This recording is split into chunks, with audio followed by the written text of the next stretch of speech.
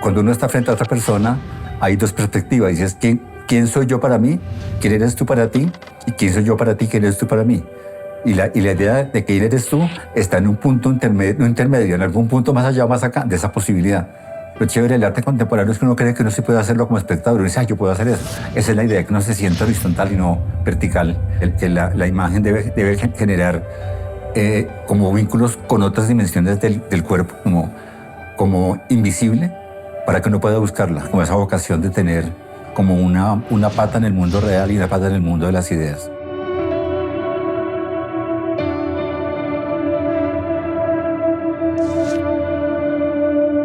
Bienvenidos a un nuevo capítulo de Extramuros. Este es un capítulo muy especial por distintas cosas. Primero, porque es un capítulo dedicado a Jaime Sarón, una institución en el mundo del arte en Colombia, que estamos muy contentos también de poderle dedicar un capítulo a un curador.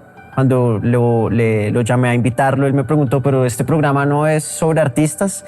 Y yo le comenté pues de la necesidad que también hay de compartirle al público de este programa otros actores del arte y pues quién mejor que Jaime para hacer un programa sobre un curador. Y otro motivo muy especial es porque estamos acá en esta fabulosa y fantástica Bienal de Bogotá, de la cual Jaime pues es gran partícipe. Muchas gracias por participar, Jaime. Muchas gracias por la invitación. Jaime, lo primero, para que entendamos acá, este programa pues se ve en todos los rincones de Colombia. Me gustaría preguntarte, ¿qué es un curador de arte?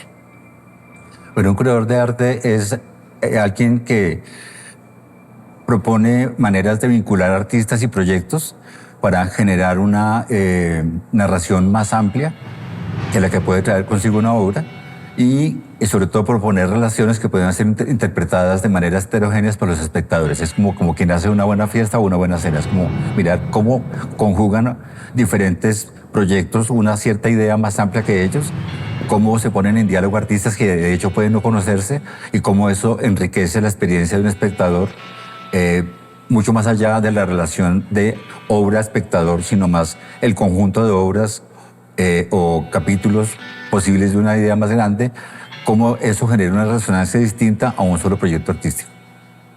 ¿Tú crees que es una posición de poder frente al arte? Creo el arte, digamos, en el arte, digamos, como en todo campo social, se mueve el poder de muchas maneras, ¿no? Lo interesante de la curaduría es que puede ser autoritaria, claramente, y ha sido en momentos históricos un poco vertical, pero en el contexto contemporáneo es más una práctica horizontal, como de colaboración, de estar como al lado y no encima de los artistas, dialogando permanentemente y buscando siempre que toda decisión sea concertada, sea discutida y sea pues de mutuo acuerdo.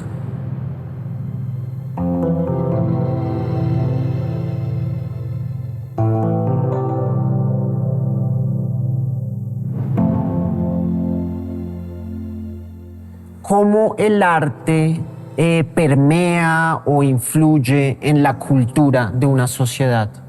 Pues digamos que en general pues la cultura surge de una serie de relaciones que uno pues, se diría que son como imaginarias, que es como un pegante que no se ve, pero la cultura pues es una suerte de ficción, es decir, si un grupo humano nunca ha tenido contacto con otro grupo humano, no conoce su cultura, es como un pez en el agua, no conoce el agua. Pero cuando dos grupos humanos diversos se encuentran, el uno reconoce que hay un borde de su concepción de mundo, que es el borde donde toca el otro grupo, y por las, digamos, mímicas del otro grupo entiende cómo es uno. Es un poco como dicen los antropólogos, la cultura se aprende de estar frente a otros, de otra manera es invisible.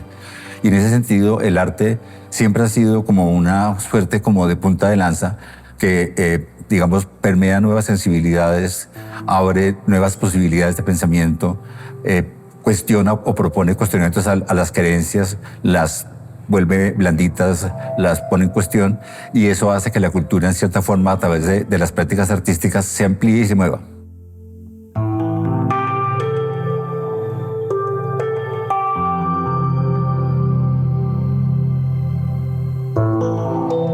Ya entrando acá en este maravilloso lugar donde estamos en la Bienal, quisiera que me cuentes la historia de la filosofía y todo lo que ha llevado este proyecto, este maravilloso proyecto. Pues como es la primera Bienal de Arte y Ciudad, Bienal Internacional de Arte y Ciudad, de Bogotá, porque aquí ha habido muchas bienales, no que ha habido Barrio Bienal, de hecho todavía existe, ha habido Bienal de Suba, Bienal de Fontibón, Bienal de Bosa, hubo una Bienal de arte, de Museo Arte Moderno, que era una Bienal de arte colombiano. Esa es la primera Bienal Internacional de Arte y Ciudad de Bogotá, espero que haya muchas más. Y queríamos básicamente hacer una apuesta por entender como un poco como la génesis de Bogotá, nos interesó mucho el eje ambiental, porque en el mundo prehispánico, digamos, las comunidades originarias de este territorio, el río Bicachá, que es lo que llamamos hoy el eje ambiental, era el límite norte de Bogotá. Con la colonización se crearon puentes sobre el río, la ciudad se extendió al norte y el río se contaminó, luego fue canalizado, se contaminó más, fue soterrado con con un hombre conquistador que era la Avenida Jiménez. Luego finalmente en el siglo XXI se replanteó, se sacó el río, que se llamó San Francisco en el periodo colonial, se sacó un hilo del río Bicachá por encima de la avenida, se volvió una avenida para buses públicos y para peatones, pero uno puede ver capas como esas huellas históricas en la forma que tiene la Avenida Jiménez, tiene forma de río. Aquí hay arquitectura del siglo XVII en las aguas, siglo XXI en la Cinemateca y siglo XX pues acá, el siglo XIX. Entonces como que es interesante ver que hay pedazos de toda la historia de Bogotá sumados en este lugar, y por eso tratamos de que el 70% de la Bienal esté a pie. Uno va de aquí, este es el lugar más occidental, que es el Palacio de San Francisco, donde hay 29 artistas de 51 que tienen la Bienal, o el eje central de la Bienal, porque hay más capítulos, y lo más lejano es la Cinemateca y el Museo del Tadeo, que son 8 cuadras. Entonces creo que es caminable. Nos interesó hablar de Bogotá desde una pregunta, digamos, sobre algo que parece imposible, es como que se puede ser feliz en Bogotá, ¿qué será la felicidad? Y por eso hablamos de ensayos sobre la felicidad, porque son ensayos, son pruebas. Pueden salir bien o pueden salir mal. Y nos interesó entonces examinar ese concepto mirando concepciones heterogéneas en las culturas, digamos, globales, mirando qué es ser feliz en el contexto del lejano oriente, qué es ser feliz en la modernidad neoliberal, qué es ser feliz en el mundo muisca. Encontramos pues muchas disparidades, básicamente tomamos en cuenta de diferentes lugares la idea de que la felicidad es una búsqueda de bienestar común, colectivo, no individual. Y para los muiscas la felicidad tenía que ver, o el concepto más equiparable, con una relación, digamos, homogénea, recíproca, empática con la naturaleza. Entonces, por ese motivo, al definir el concepto de felicidad como punto de partida, hicimos unas derivaciones conceptuales para mirar los límites o las fronteras de esa idea. La frontera, digamos, oscura o negativa sería esta idea neoliberal de que la felicidad es un cierto bien de consumo que hace parte de la productividad, como que uno trabaja de 8 a 5 y es feliz de 5 a 8 p.m. Y buscamos mirar eso como a qué lleva. Pues lleva básicamente a una búsqueda de la felicidad individual, que es prácticamente imposible de conseguir, y eso genera que, por ejemplo, en Colombia haya una pasión absoluta por la literatura de autoayuda. Es el género más leído y más releído en Colombia. Y llegando a esa idea, pues uno diría que la autoayuda está muy cerca de la autocomplacencia, del autoengaño. Y por eso pues definimos como frontera de esa felicidad, frontera negativa, el optimismo tóxico, lo llamamos así. Y en el extremo opuesto, el extremo, digamos, luminoso o virtuoso de la felicidad sería el ocio radical. Como que la vida debe ser un ocio radical que hace que lo que uno haga para trabajar debería ser placentero. Pero uno debería buscar un trabajo que le guste y sea feliz, que no sea una tortura trabajar, sino que sea un poco esa idea de que la vida puede ser gozar y jugar, que se ve desde los niños hasta los adultos. Y buscamos un punto intermedio que tenía que ver con la manera como en el siglo XXI y en Bogotá actual sobre todo, hay como una pulsión por querer conocer otras formas de saber que no sean racionalistas, como por ejemplo el tema de la naturaleza, de las cartas, bueno, todas las cosas que son como esotéricas, pero asociadas sobre todo a las plantas, los tés, las aguas aromáticas, las plantas ancestrales, alucinógenas como, no sé, el yagé, etcétera, etcétera, el mambe de coca. Entonces miramos cómo hay como un esoterismo ambiental que vincula la naturaleza con formas de saber y conocer que generan placer y generan bienestar. Y digamos, como una derivación de esa idea, vimos ya como que es Bogotá un poco en términos culturales para el país. Bogotá es la capital del país, por eso hablamos de la promesa, que mucha gente cree que viniendo a Bogotá consigue trabajo, consigue una mejor sueño educación bogotano. o pareja o una vida mejor. Pero está la idea de que Colombia es un país tropical. En todo Colombia hace calor, pero aquí no. Es una ciudad fría en un país tropical, que eso es una paradoja. Y por eso hablamos del clima frío como una derivación de ese esoterismo ambiental, porque eso surge de que Bogotá fue una laguna en una montaña y esa laguna, digamos, aplanó, como en toda laguna, se aplanó el fondo. Al salir el agua por el estrato de Tequendama, se generaron muchos humedales y se generó una ciudad plana a una altitud significativa. Por ese motivo el agua es inseparable del clima frío y el agua viene con una serie de concepciones culturales ancestrales que la ven como un líquido sagrado, no como un bien de consumo. Entonces, poco en ese sentido fue que se generó el mapa un poco general de la Bienal y esos ejes conceptuales fueron el camino para poder encontrar unos artistas y unas obras específicas que nos sirvieran para hacer toda la curaduría.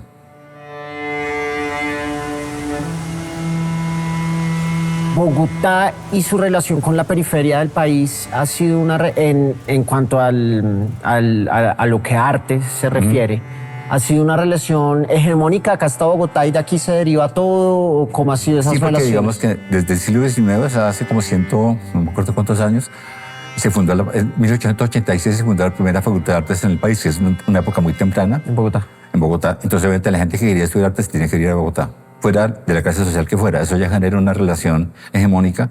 Y luego, cuando se fundan como instituciones públicas y privadas, ocurrió en Bogotá. Por fortuna, digamos que la prosperidad de Medellín y luego Cali generaron como unos espacios un poco de resistencia o alternos con Bogotá.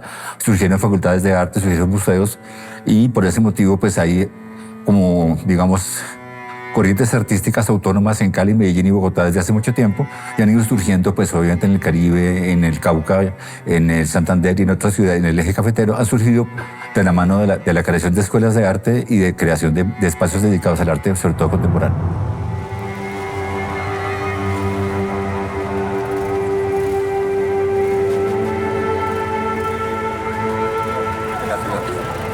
Acá hay una coincidencia magnífica, ¿no? Porque tenemos la obra de Alejandro Tobón, que ya ha tenido tiene unas huellas de su vida en la calle a las pocas semanas de haber sido instalada. Podemos ver los grafitis, la relación con el público, pero acá al lado tenemos algo que podría parecer una obra, y ahí está el papel también del curador, ¿no? Quien la pone y quien la posiciona. Sí, me gustaría que... Esto está aquí por unos minutos o por una hora, pero sí, digamos que esa obra en cierta forma es un poco esto, es como un reciclaje de la ciudad. De aquí en adelante está el barrio de las Nieves, es un barrio que tiene o ha tenido estratos económicos heterogéneos, como estrato 2, estrato 3, estrato 4, estrato 5. De hecho, todavía existen edificios de ese nivel: arquitectura republicana, arquitectura colonial, arquitectura moderna, arquitectura contemporánea. Entonces, él hace como una mímica como de una implosión de todo el barrio de las Nieves, y así como fragmentos de cada uno de esos contextos, digamos, socioeconómicos, que le dan esa idea de una esfera que comprimió ese barrio. Y esto es un carro de reciclaje donde también se está volviendo otra cosa lo que desecha la ciudad. Lo que desecha la ciudad, maravilloso. Pero por ejemplo, es que hay libros, decoraciones públicas, se puede ver un poco el interior. Y el graffiti que imprime la gente, por ejemplo, pasa a ser parte de la obra, es una invasión de la obra. Digamos, yo no diría que sea una invasión, porque digamos que a la ciudad le pasa eso. Obviamente hay grafitis de grafitis, pero digamos que es inevitable, es parte de la dinámica comunicativa de la ciudad. No habría que luchar contra el graffiti. No creo que sea pues como que se destruya la obra por eso. Como es una capa más que se suma a lo que ya está condensado. Porque hay elementos del interior de la casa, está la puerta del exterior, el pedazo de silla. Y aquí está la puerta también, por conjunto de puertas, partes de sillas. Siempre trabajo como madera reciclada.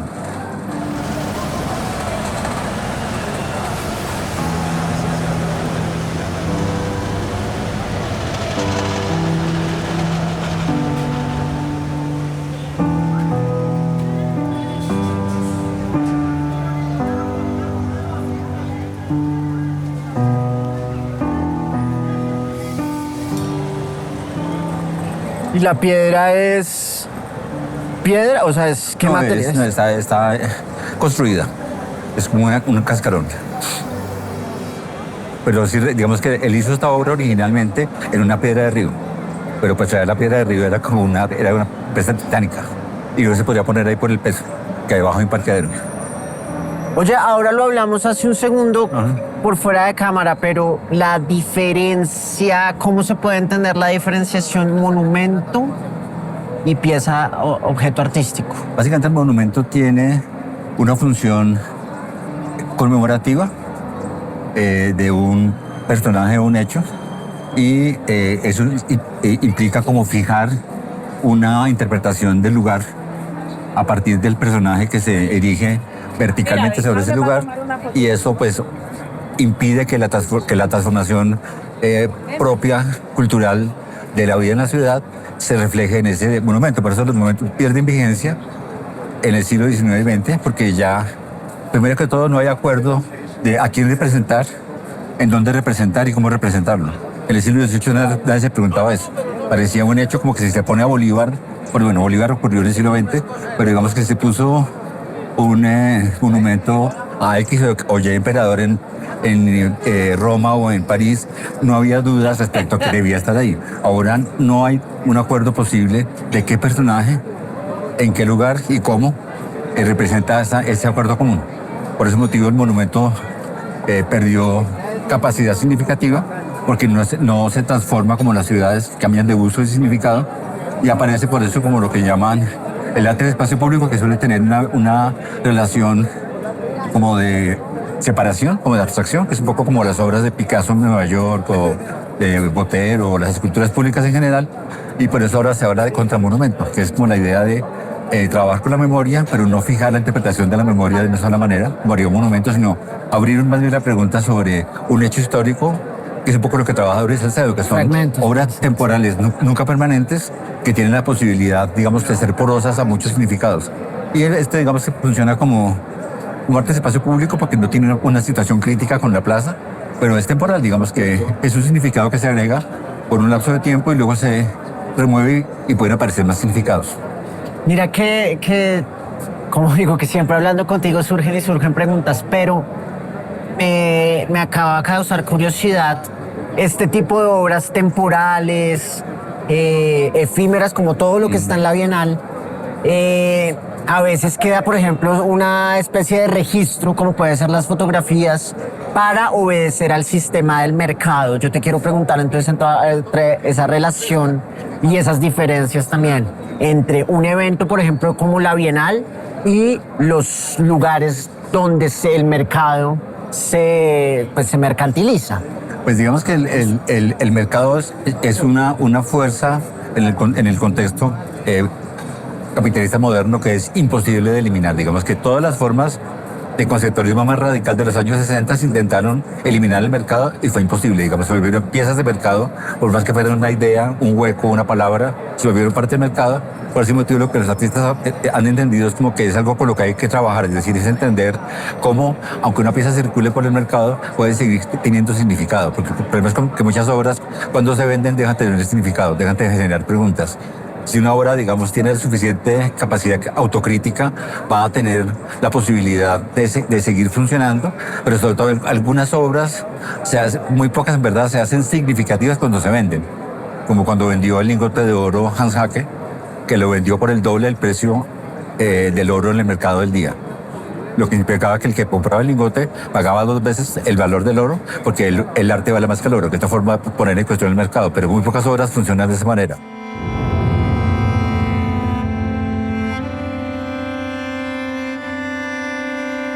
Esta Bienal pues es un evento temporal, que es una iniciativa, por ejemplo, del distrito de Bogotá, pero este edificio es un edificio que pertenece a la gobernación de Cundinamarca. Ajá. Este canal es un canal que pertenece al sistema RTBC. Esas alianzas públicas y qué tan pertinentes, importantes y necesarias son para el sistema. Son fundamentales, porque no solo por tema de recursos. Digamos que aquí, por ejemplo, financió una obra que se llama Amor Real, que es un trabajo de una fundación que tiene ese nombre, que trabaja con exhabitantes de calle, y ellos hacen un trabajo de bordado permanente todas las tardes y vienen pues, habitantes de calle que están en la fundación y se puede sumar el público que está en el palacio. Bueno, parte del público a bordar también. Con esos bordados se hace ropa, se hace un desfile de moda, se subasta esa ropa y se financia la fundación. Ese, por ejemplo, lo financió la Secretaría de Integración Social. Hay obviamente también recursos de Transmilenio. O sea, muchas entidades aportaron recursos en especie o en dinero, y también se sumaron empresas privadas, porque más allá de que se necesite el dinero, es como generar la responsabilidad y el interés de otros ámbitos que no son culturales específicamente, para entender que el arte es fundamental en transformaciones sociales, es fundamental como un lugar de encuentro. Y creo que por eso es importantísimo que muchas manos se sumen y que se vea como una bienal que es de la ciudad, no de ninguna entidad particularmente.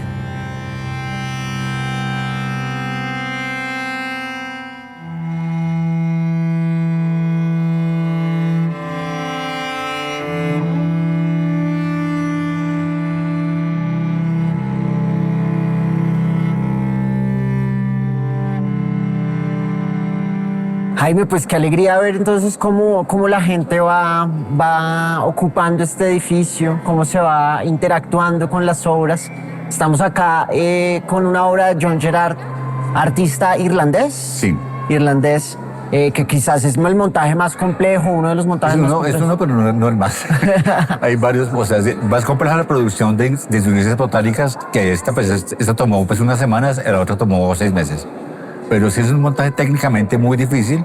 Fue muy complicado conseguir la pantalla de la calidad que el artista quería. Tuvo que cambiar la pantalla una vez instalada. Pero sí es una obra que pues genera impacto y es pues obviamente una pieza para ser fotografiado frente a ella. Es decir, es una máquina para selfies. Sí, es muy lindo ver cómo la gente va como, no sé, como que a veces no hay que... Siempre hay como distintas capas de lectura del arte.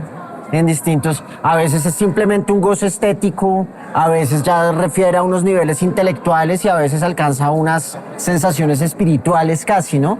Pero siento que en estos espacios que ustedes los curadores propician, es un espacio, perdón la redundancia, propicio para ese tipo de lecturas de diferentes niveles, ¿no? Sí, porque digamos que el arte realmente es arte cuando resuena en un espectador. Una obra guardada en un espacio vacío, no sabemos si es arte o no, porque el arte es una experiencia que se hace desde afuera, que se construye por relaciones contextuales, por la cultura, la edad, la experiencia. O sea, cada persona, dependiendo de su edad y su experiencia, resuena, es como la caja de un instrumento de música. Es lo que genera el sonido de la cuerda de la caja. Y la caja tiene, digamos, formas... o esa caja, como digamos el espectador, tiene formas diferentes de hacer esa resonancia. Digamos que alguien más joven de una época particular ve una cosa que no se ha visto nunca en una obra de hace 50, 100 o 500 años. Por eso decía algún semiótico ruso que si una persona de hoy lee Hamlet, lo que piensa jamás lo pensó Shakespeare. Es decir, la obra no se completa hasta que haya un espectador que la lea. Efectivamente, o sea, el arte es lo que pasa en la gente. Porque el resto es como, digamos, el arte no es un objeto, es ese conjunto de significaciones que se mueven permanentemente y hacen que sea una cosa viva, que parece que uno no entendió todo, que le faltó algo. Siempre sea uno experto o no experto, siempre le falta algo por comprender. Y eso es lo que es fascinante, que uno quiere volver a una obra una y otra vez, porque hay algo que le falta a uno todavía, porque esa falta realmente es de uno, no de la obra.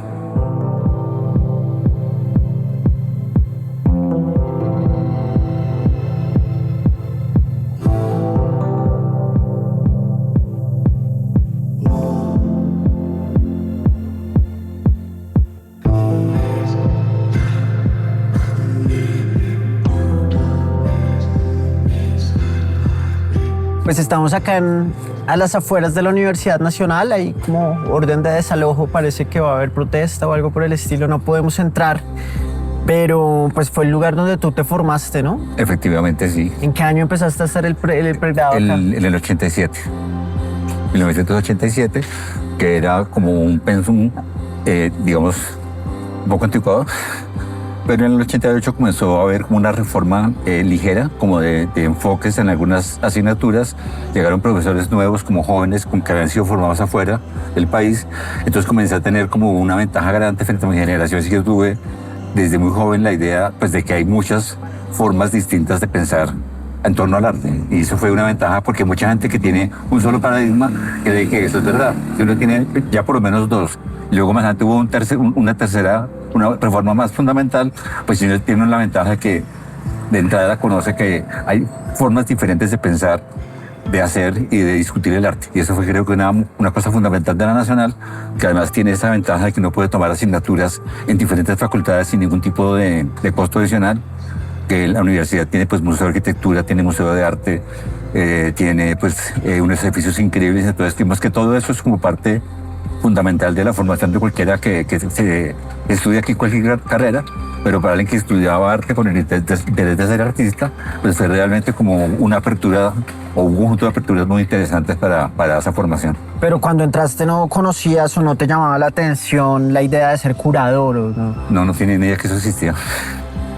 Es que de hecho en los 80s, pues digamos aquí los curadores eran básicamente como los funcionarios, digamos como de gestión de los museos, es decir, como que había como curador del Museo de la Tertulia, curador del Museo de Arte Moderno de Bogotá, curador del Museo de Arte de Medellín. Entonces, digamos, uno no pensaba que era como una opción creativa o como alternativa o independiente. Esa idea pues que surgió en los años 60 realmente, la idea de ser un curador independiente, surgió pues de un curador que se quedó sin empleo, que era un curador de una institución que al quedarse desempleado pues decidió seguir haciendo una práctica similar, manejándose digamos, de otras perspectivas, y en lugar de llamarse curador desempleado se llamó curador independiente. Pero entonces vale la pena que hagamos un recorrido un poco, por lo menos de los últimos, desde la segunda mitad del siglo XX, otros referentes anteriores, de generaciones anteriores a las tuyas, que hicieron de la curaduría un oficio y una gestión importante. Pues digamos que es muy interesante el trabajo, creo yo, pues sobre todo ya en los 70, es que en los 60 básicamente Marta Traba la que hacía de todo. Ella creo que nunca se entendió como curadora, pero ella hizo pues proyectos significativos de curaduría. Pero ya digamos que en los años 70 ya aparecen figuras como Miguel González de Cali, en el 70 precisamente. Eduardo Serrano aparece trabajando primero en galerías de arte, y luego se va al Museo de Arte Moderno de Bogotá. Él también trabajaba como crítico, igual que Miguel también. Aparece Álvaro Barrios como también crítico de arte, luego maneja un espacio y comienzan a trabajar como en llave Miguel González, Álvaro Barrios, Eduardo Serrano y Alberto Sierra de Medellín, que también trabajaba como director de una galería, y empiezan a circular artistas de esas ciudades, entre ellas, digamos que la gente de Medellín va a Cali, de Cali va a Bogotá, de Bogotá van a Barranquilla, Barranquilla van a Bogotá, y eso genera como un movimiento muy oxigenador, digamos, que es lo que produce una nueva crítica y una nueva práctica creativa. Es donde pues, aparecen los salones Atenas como espacios para el surgimiento de la fotografía como práctica artística, de la instalación, del arte conceptual y demás. Entonces, digamos que toda esa generación es la que realmente pues, abre las puertas a lo que sería el arte de los 80, que es cuando yo ingreso profesionalmente a conectarme con esa práctica en Colombia. Tú curaste hace un par de años una exposición en el Museo Nacional sobre Marta Traba, se llamaba Trabar la Lengua, sí, y su oficio en la televisión. Qué más pertinente, me gustaría de pronto, si a partir de esa exposición tienes algo que decir en el poder comunicativo de la televisión y encontrar esos públicos que han tenido los curadores y el arte en general. Les digo que fue muy afortunado para el contexto de Colombia que Marta Traba tuviera sus conexiones sociales y políticas en ese momento, porque ella ingresa a la televisión cuando la televisión abre sus puertas a Colombia. Es decir, la televisión aparece y está Marta Traba y está esta idea de que la televisión tiene una posibilidad comunicativa y en cierta forma mediadora que sigue teniendo el día de hoy. Y ella obviamente hizo programas muy heterogéneos, programas para hablar de la historia del arte en general, para hablar del arte del pasado, pero también tuvo la posibilidad de hablar del arte del presente, que creo que fue una semilla fundamental para que lo que está pasando con la Bienal de Bogotá el día de hoy, con esa multitud de públicos, pues comenzó a pasar en ese momento, en cierta forma porque se creó la idea de que el arte es una práctica pública, que hablarse en televisión parecería que puede ser parte de la vida de la gente. Empezó mucho más pequeño, pero con las décadas ha ido creciendo el impacto y hasta llegar a lo que tenemos hoy en Bogotá, que es sorprendente. Me parece, quiero tocar un tema a partir de Marta Traba que estamos tratando, que creo que ahí podemos hablar sobre el poder del curador, que puede ser como el de seleccionar, pero también, o sea, el de posicionar, pero también cancelar u olvidar y todo. Entonces, por ejemplo, la generación Bachué, que quizás fue marginada por Marta Traba y que hay otros críticos como Álvaro Medina que se dedicó a rescatarla. Ese poder entre esas tensiones entre lo que se rescata y lo que se... Lo que se guarda, lo que se guarda y lo que se visibiliza. Exacto. Pues eso es parte, digamos, de todo el sistema del arte en general. Digamos que por ejemplo, en los años 90, uno le preguntaba a especialistas del mundo entero cuál era el artista más influyente del siglo XX y decían Pablo Picasso. En los 2000 le preguntaba uno lo mismo y decían Marcel Duchamp. Seguramente en 20 años será otro del siglo XX, ¿no? Es decir, cuando mira el siglo XIX ahora se mencionan artistas que no se estudiaban hace un siglo. Entonces, digamos, la historia siempre se está reconstruyendo desde diferentes prácticas, no solamente la curaduría o la crítica. Además, la crítica es más cancelativa que la curaduría. La curaduría simplemente uno no muestra algo y ya, la crítica lo destruye. Que es otra forma, digamos, distinta de guardar y visibilizar. Entonces sí creo que Marta, pues obviamente aniquiló, pues, por su forma, por su formación artística, que fue como basada en un solo paradigma. Cuando uno se sitúa en un paradigma, parece que es real. Y uno no ve, si está uno muy en el centro del paradigma, uno no ve los bordes. Cuando uno entra en un paradigma, digamos, tardíamente, uno ve el borde y sabe que hay otra forma de pensar. Para ella eso era basura. Para la historiografía contemporánea hay un tesoro enorme guardado ahí. Entonces por eso siempre está como, el arte siempre está como reorganizando. Cosas que eran muy visibles, ahora nadie las conoce. Por ejemplo, los artistas famosos en los 60s, ahora nadie sabe quiénes son. Los artistas que no se conocen en los 60s son los maestros de ahora. Y así va caminando siempre. Jaime, y acá, aprovechando que estamos acá en la Universidad Nacional, donde encontramos quizás la colección arquitectónica más interesante que pueda haber en Bogotá, sobre todo moderna, básicamente. Pero también el postulado del nombre de la Bienal que tú promueves es Arte y Ciudad, Ajá. que también es un diálogo entre la arquitectura y el arte.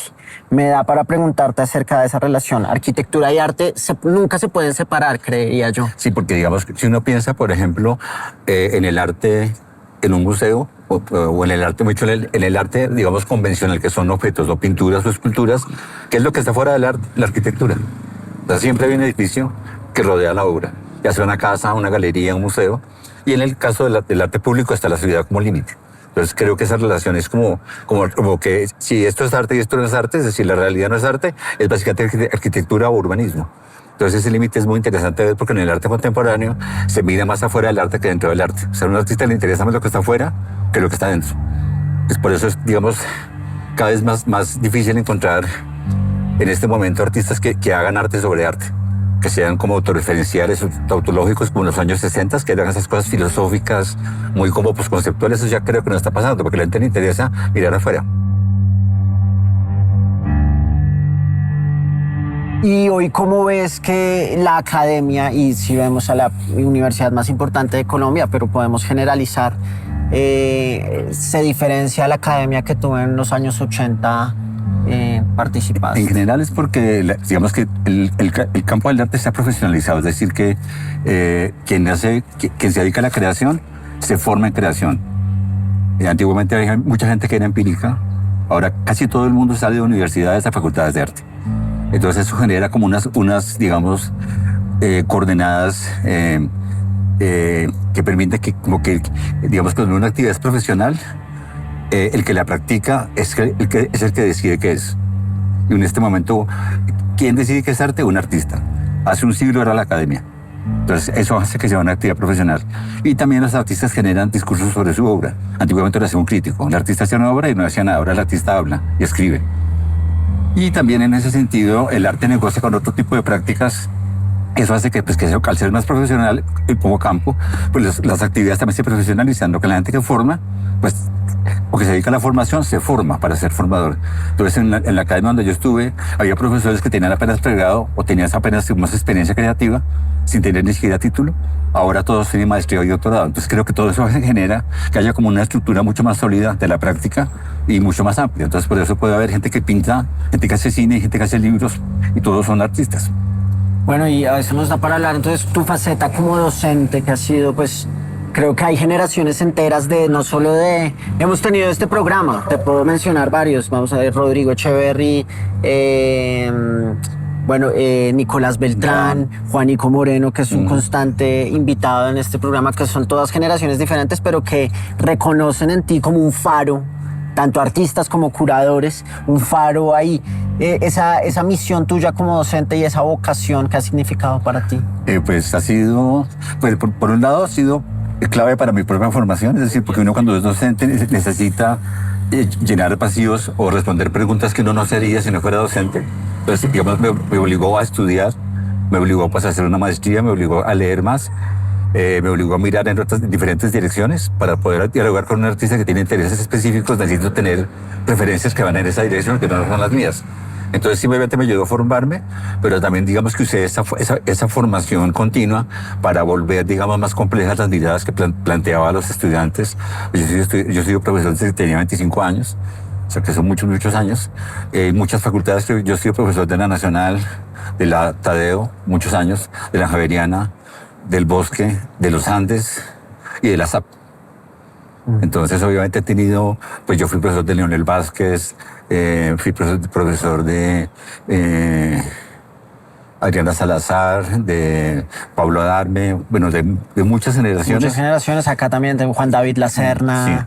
Sí. No, pues acá hay muchísimos que han reconocido en ti. Entonces, evidentemente sí fue una experiencia muy interesante que salió precisamente de haber trabajado en el Museo de la Nacional como monitor, que fue la primera vez que tuve contacto con la práctica museológica, que implica curaduría, museografía, montaje, mediación. Entonces yo tuve la oportunidad de formarme en todo allá, eso. ¿cierto? Sí, está allá. Sí, vamos yendo. ¿Y qué hacías en ese...? Digamos que yo asistía a procesos de curaduría, asistía a procesos de museografía, asistía o colaboraba, digamos, en el proceso de montaje de las exposiciones. Yo hacía la mediación para los públicos, ya fuera en talleres o visitas comentadas, y también hacía asistencia a la conservación preventiva y a la catalogación de las piezas. Entonces, obviamente, tuve como muchas experiencias que mucha gente no tiene nunca. Las tuve yo desde quinto semestre, perdón. Entonces, eso me permitió que cuando me gradué tenía como un espectro muy grande de posibilidades. Ese es el edificio, ¿cierto? Sí, ese es el edificio del museo. O sea, recién graduado entraste ahí. En quinto semestre. Y era un museo que ha tenido exposiciones increíbles, aunque tenía muy poco presupuesto, ha hecho cosas increíbles hasta ahora. Lamentablemente está cerrado desde pandemia. No sé cuándo volverá a abrir, pero... ¿Por qué está cerrado? Porque le iban a hacer unas transformaciones y quedó como a mitad de camino. Entonces no tiene piso. Cosas administrativas. Sí, me imagino que eso, falta de presupuesto. La lucha de la gestión pública, la mayor lucha es la del presupuesto. No, más que buscarle presupuesto es ejecutarlo. Es muy difícil gastar dinero público. Por eso, digamos, la manera más fácil de gastarlo es hacer convocatorias para becas y premios, porque el proceso administrativo es más sencillo. Pero otro tipo de procesos es complejísimo, porque todo tiene, por la corrupción latente, todo tiene muchísimos niveles de control y de revisión. Entonces son procesos muy largos y muy llenos de procedimientos. Hay como sobre todo en Bogotá, hay como un virtuosismo burocrático. Hay como el formato con la firma, con el soporte, es como infinito.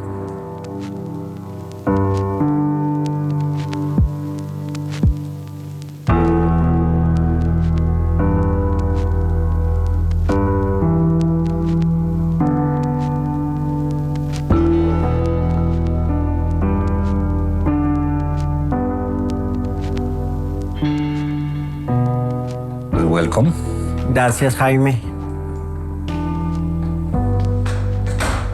Pues mira, a mí me gusta mucho, esta es como mi zona favorita, porque son objetos múltiples que en general son, digamos, con costos económicos muy bajitos, que serían en teoría factibles para cualquier persona, y tienen esta posibilidad de plantearle a uno que el arte es más una idea que un objeto, es decir, un objeto como este, que pueden ser 1000, es igual de significativo que una pieza que fuera pintada a mano, y que fuera solamente una. Pero en el caso del arte contemporáneo, que usa fotografía, que usa producción fabril, pues la serialidad es como innata o como natural a la práctica creativa.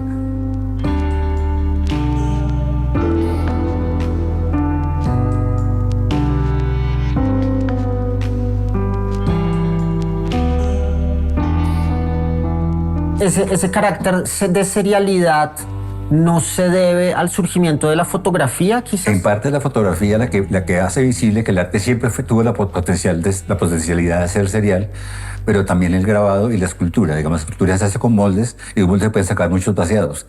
Y en el arte contemporáneo es muy, muy importante esta idea de la apropiación, como pintar una cabeza como si fuera cercenada en un plato. Que es un poco la idea de García González, o como ese sombrero que aparece también parte del decorador en otra bandeja. Y pues en general acá todos los objetos tienen como esa vocación de tener como una pata en el mundo real y una pata en el mundo de las ideas.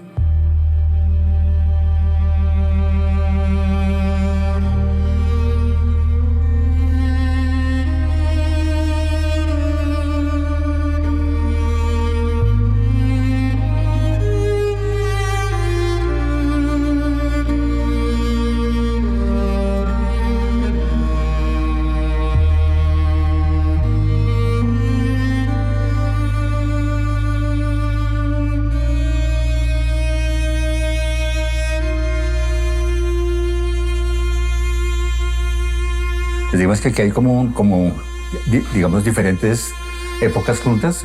Aquí está Miller Lagos, aquí está Adolfo Bernal, que es como un conceptualista, digamos, del final de los 70s. Antonio Caro, que es el comunista de los 70s. Javi Ávila, que pues ya es una pieza del año de 2001.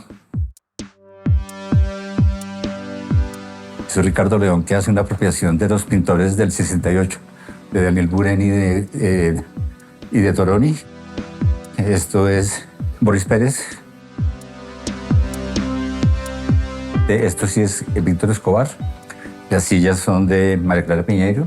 Los cojines son de Javier Morales. Y la mesa es de Nicolás Consuelo.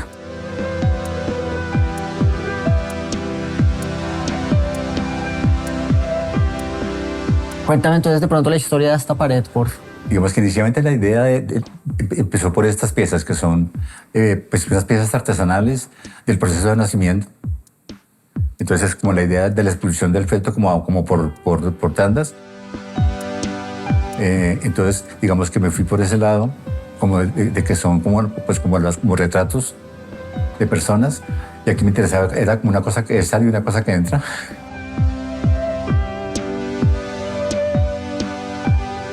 Acá tenemos a Juan Pablo Echeverry. Sí, que tiene esta estatuica. Se ha movido en esta sala 3 veces, cuando murió Antonio, cuando murió Jaime y cuando murió Juan Pablo, que es como una manera de rendir tributo al trabajo y pues a la amistad. Me gustaría en ahondar, aprovechar que tenemos acá a la hora de Juan Pablo la idea del autorreferenciarse, autorretratarse. ¿Cómo ha estado? ¿Me puedes dar un Yo fui su director de tesis en pregrado. Y la tesis tuvo como varios estadios, todos tienen que ver con esa idea de autorrepresentación, de cómo soy yo frente a mí mismo. En el caso de él, esa relación era plural, es decir, él no encontraba una sola forma de verse a sí mismo. Era esta idea de que él, como que uno es como un millón de personas, y eso permite que la gente entienda que cada persona es igual, ¿no? Cada persona tiene muchas facetas, porque como decían algunos filósofos, cuando uno está frente a otra persona, hay 2 perspectivas. Dices, ¿quién soy yo para mí? ¿Quién eres tú para ti? ¿Y quién soy yo para ti? ¿Quién eres tú para mí? Y la idea de quién eres tú está en un punto intermedio, en algún punto más allá o más acá de esa posibilidad. María Isabel, con ella conversamos en su casa en Puerto Colombia. Esta es parte de la tesis de ella. Parte de su tesis en la Universidad Nacional, ¿no? Esos vampiros y esa idea de la moda, del individuo. Y la gente gótica, que claro, cuando ella me contó el proyecto, yo nunca había visto gente gótica en Bogotá, porque uno no se da cuenta. Cuando me lo contó, veía gente gótica cada media cuadra. O sea, uno va por los parques y hay gente así, pero montones. Y lo interesante es que ella buscaba a esta gente que no conocía y le decía, oye, yo hago tal cosa, nos vemos en tal sitio a tal hora y te tomo una foto. Mucha gente no llegaba, pero muchos sí llegaron. Entonces siempre era como lugares de naturaleza muerta. Pero hay una cosa que es un postulado importantísimo en todo el cuerpo de trabajo de ella, que siento que es la imagen en su aparición y en su desaparición, que creo que es un tema importantísimo hoy en día con el tema de las redes sociales, de la imagen ultra disponible, y que en esa disposición, siempre que la tenemos acá, desaparece en su importancia. Para mí también ese ha sido un problema que he querido tratar en este programa, que es devolverle el valor propio a la imagen. ¿Cómo lo ves tú? Yo creo que es un problema importantísimo. Creo que cada vez la imagen está contando menos porque la tenemos siempre presente. ¿Cómo lo ves tú en el mundo del arte hoy en día? Pues digamos que Doris Salcedo decía desde los 90 que la visualidad, sobre todo de carácter fotográfico, que está pues el video de cine y etcétera, la publicidad, en cierta forma ha adormecido como el cerebro. Entonces uno como que puede ver una cosa horrible y seguir comiendo. Entonces por eso ella dice que la imagen debe generar como vínculos con otras dimensiones del cuerpo, como hacerse en cierta forma como invisible para que uno pueda buscarla. Entonces por eso en el arte contemporáneo hay toda la tensión entre la visibilidad y la invisibilidad. Y por eso creo que ha sido tan importante en los últimos años la emergencia de obras sonoras y oloríficas, y buscan como otro canal. Y también pues el montón de pinturas blancas que hay, pinturas negras. Aquí en el corredor tengo una serie, por ejemplo, pinturas de Nicolás Consuegra. Creo que en esos ejercicios como que la mirada vuelve y aparece, porque no está el canal, digamos, convencional que se usa y que se ha desgastado tanto en los últimos años. La mirada, esa es una palabra que implica que mucha la mirada cosa. está afuera.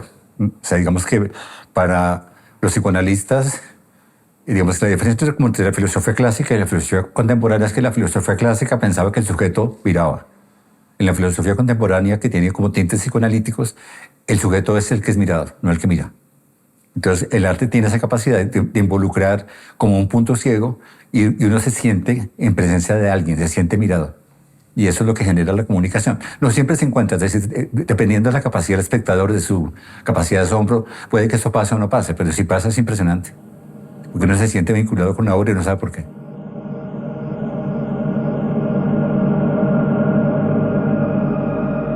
Es que acabas de tocar otro tema que han sido temas que han sido trascendentales en todo el transcurso de este programa. Por ejemplo, Mario Pazo se resiste a la idea del arte como comunicación, más bien el arte como una responsabilidad donde la dimensión cósica, es decir, la obra, es simplemente una manifestación superficial de todo un cuerpo de trabajo. ¿Lo ves así, que para hacer arte tiene que haberlo? Pues digamos que una cosa que decía Luis Salcedo también cuando era profesora mía era que como que en el siglo XX la tónica dominante fue la expresividad, pero en el final del siglo XX pareció necesario la estética del silencio, como que el arte guarda silencio, no dice nada, no comunica nada para que el espectador diga algo y haga algo, para que la expresividad, la creatividad sean del espectador. El artista se dedica a eso, o sea, ya usa creatividad en su trabajo, no tiene que mostrarla. Entonces, por eso mucho del arte contemporáneo parece fácil de hacer, aunque no lo sea. Parece que cualquiera lo puede llevar a cabo, pero sobre todo parece no decir nada. Y eso genera es como una sensibilización un poco oscura sobre el espectador, ¿no? Pues la noción de virtuosismo ya, eso realmente sí está totalmente desbaratado. Te pongo el ejemplo, Nadine Ospina no pinta sus cuadros. El propio Álvaro Barrios tiene un acercamiento diferente. Pues yo creo que pues, por ejemplo, Álvaro, si uno mira las acuarelas de Álvaro, eso es como durero y es impresionante como técnica, pero a él no le interesa eso, le interesan las ideas, pero digamos tiene esa habilidad como le pasaba a Warhol. Warhol era un dibujante extraordinario, él tiene que dibujar con un lápiz sin punta y dibujar así para hacer eso transgresivo, pero uno mira esos dibujos de los 60, de las datas sopachas así, y son como Leonardo da Vinci, es decir, la idea de virtuosismo es también muy amplia y muy heterogénea, porque no hay un modelo para comparar, o sea, hay muchas maneras distintas de lograr ese nivel. Lo interesante es que el público no sienta una dimensión de poder, porque cuando el virtuosismo se expone como, ¿cómo decirlo?, como tema frontal o central, uno se siente que uno no puede hacerlo. Lo chévere del arte contemporáneo es que uno cree que uno sí puede hacerlo como espectador. Uno dice, yo puedo hacer eso. Esa es la idea, que uno se sienta horizontal y no vertical frente al talento o la virtuosidad de un artista. Entonces muchos artistas, por ejemplo, Doris Salcedo es un dibujante impresionante, nunca ha mostrado dibujos, pero esa habilidad se ve en la manera como termina sus piezas, ¿no? Todo eso tiene que ver como con esa idea, pero inclusive Nadine también, ¿no? Es decir, es perfectamente lograr el acabado, que no lo hace él, pero él dirige a quien tiene esa habilidad en la dirección que la obra necesita. Yo creo que lo que se ha hecho es como que el virtuosismo como que se ha ocultado para no apoyar al espectador, para que el espectador crea que eso lo puede hacer él. Wilson Díaz, ¿no? Qué tremendo formato. Pues esta obra fue una de las piezas que se presentó a una convocatoria que hizo Johnny Walker Red Label, que se llamaba Rojo, de manera muy original. Y curiosamente no fue aceptada en la convocatoria. Entonces, la siguiente muestra de Johnny Walker decidió hacer ya no un concurso, sino un proyecto de curaduría. Y yo fui uno de los curadores y propusimos ya mostrar esta obra con un contexto adicional. Eso se llama Marte, se llama la pieza. Parte de una postal que básicamente es la pareja, como los objetos, y él inserta como una ventana que es una fotografía del centro de Cali. Entonces él, para aportarla en el proyecto de Puntos de Cruce, le agregó 20 fotografías de Cali, y es esa idea como de traer como el pasado al presente. Por ejemplo, en la postal estaba la pareja y la silla, pero el equipo de sonido lo agrega Wilson y le agrega pues la toma de la ciudad de Cali, como actualizando esa relación. Y esta pieza es una pintura de Juan Mejía que está firmada y todo por él. Me encantaría preguntarte sobre ese tema que pues, es presente en el arte desde siempre, cuando hay como una pintura dentro de una pintura. No sé si eso puede llamar metalenguaje o algo por el estilo. Y ese juego y un poco la tradición que ha tenido ese porque juego. Inclusive mira que acá hay un cuadrado blanco. Es como una referencia a Malevich. Entonces está esa idea como de tomar una postal, como al azar un poquito, y darle un sentido al agregarle como otras imágenes que vienen de diferentes contextos del presente, y la fotografía pues convertida en pintura, la toma de la fuente de la avenida Colombia de Cali, la idea pues de la pintura moderna como decoración en un espacio de los años 60, una pintura aparentemente decorativa, pero que es un tema constante en Juan, que son los animales, y esta idea de traer un contexto como de los años 80 y ponerlo en la mitad de la imagen y hacer esta pregunta como por el color rojo del cielo, que es lo que hace que se llame Marte.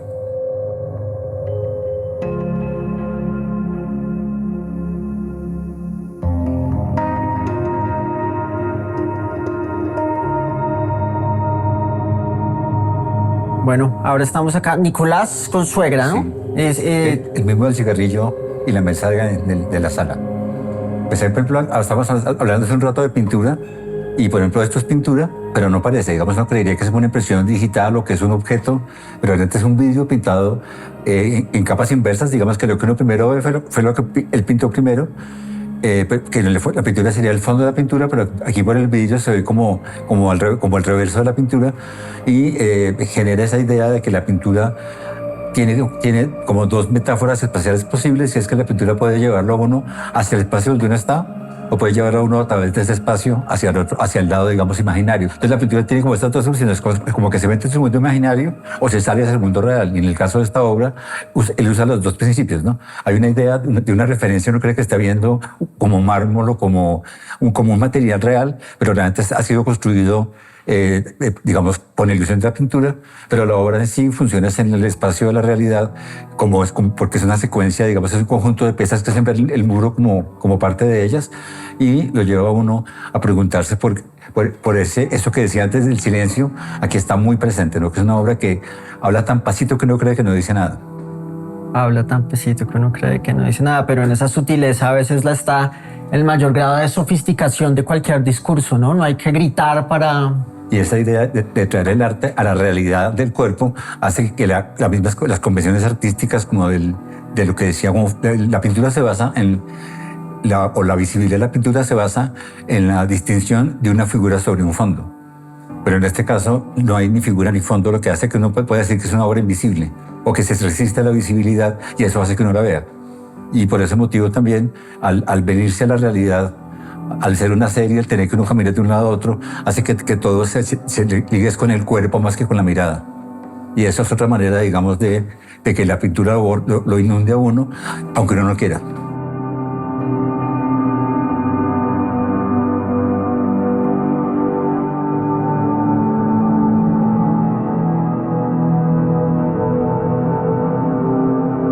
No quiero perder la oportunidad de preguntarte a ti sobre una opinión sobre el título de este programa, Extramuros. ¿A qué refiere esa palabra en el ámbito artístico? Parecería estar buscando el arte donde no está.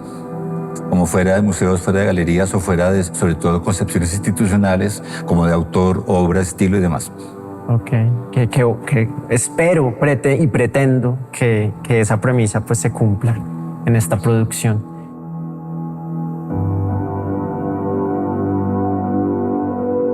Bueno, Jaime, ha sido un motivo de enorme alegría tenerte acá en mi programa y sé que el público y sé que el registro y sé que la importancia de que esto se va a conservar por mucho tiempo. Siempre escucharte es un motivo de donde se siembran dudas, que es lo importante, donde las inquietudes florecen. Entonces, pues infinita gratitud hacia ti, no solo por tu participación en este programa, sino por todo un recorrido, toda una vida dedicada al descubrimiento de ideas, de artistas y de ese encuentro que siempre plantean gente como tú. Entonces, pues una Muchas infinita gracias, gratitud muchas gracias. hacia esta participación. Fantástico.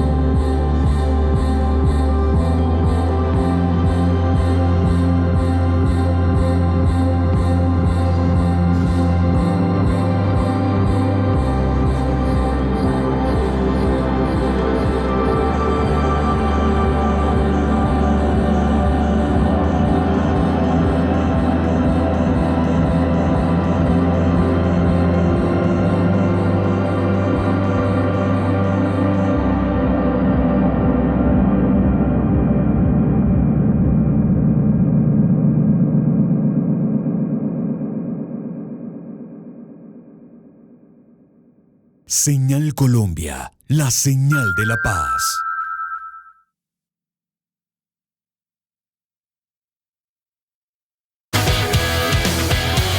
Ministerio TIC,